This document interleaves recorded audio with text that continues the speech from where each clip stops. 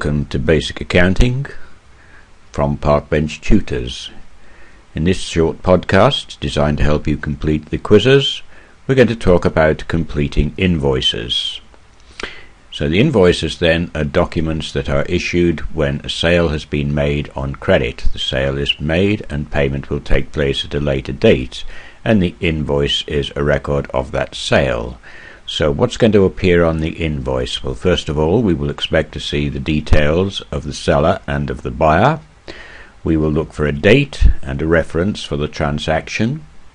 We look for the details of the goods sold, which should include the description of the good, the amount, and the unit price, and of course the total for each type of good that is sold. We then expect to see the net total for all goods that are sold, and, if applicable, VAT to be added to the net total, and then the gross total for the invoice. In addition, of course, there may be details of discounts that have been applied, which will affect net totals, VAT and gross total. This presentation then is going to look at the numbers and the calculations for invoices that we would expect. So, a part of a typical invoice is shown below. The code is the number or code given to each item, and it's a reference. The number is the number of items supplied. Then we have an item description, the unit price, that's the price for each item, and then the line total. So Natural Furniture Manufacturers have made a sale of 10 kitchen chairs which have a unit price of £25, and they're coded CHKIT01. And we need to enter these details onto the invoice. So we put the code in, the number of chairs, the item description, and the unit price.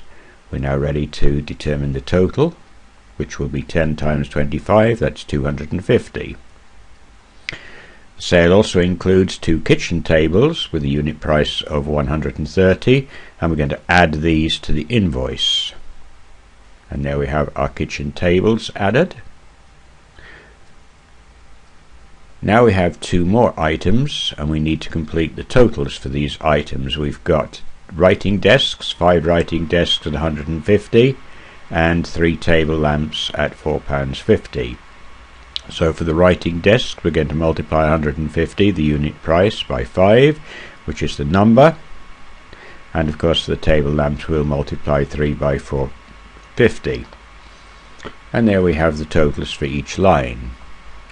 Now to obtain the net total for the invoice, what we do is add up the totals from each line entry. So we're going to add up 250, 260, 750 and £13.50, which will come to £1,273.50. That is the net total. Waterloo Garden Centre makes a number of sales to Howard Dryden. Some of those details are shown below, but parts of them are missing. So let's consider which parts are missing. Let's take the first line, 10 bags of mulch at £15 a piece.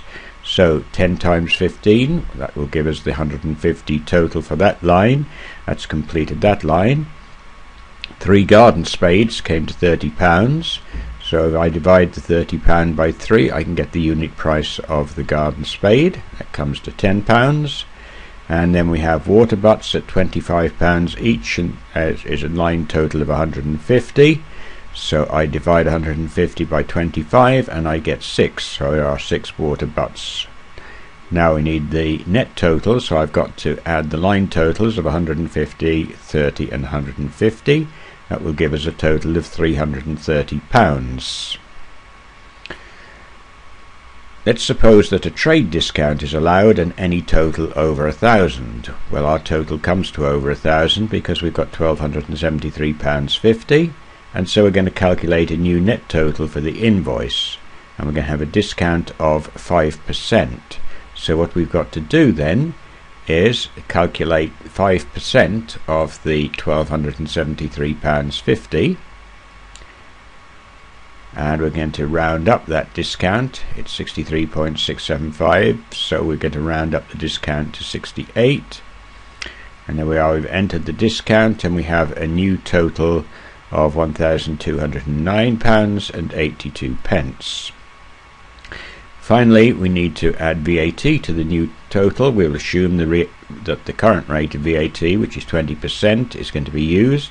So we want 20% of £1,209.82, which will come to £241.96.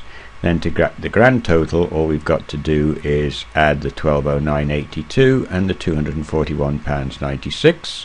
That will give us a total of £1,451.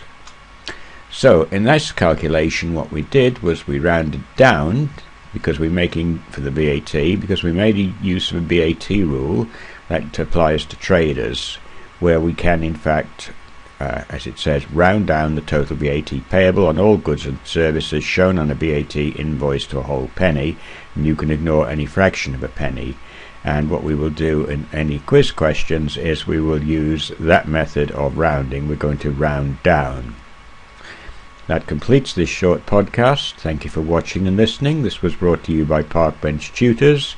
For more information about Parkbench Tutors, look us up at parkbenchtutors.com.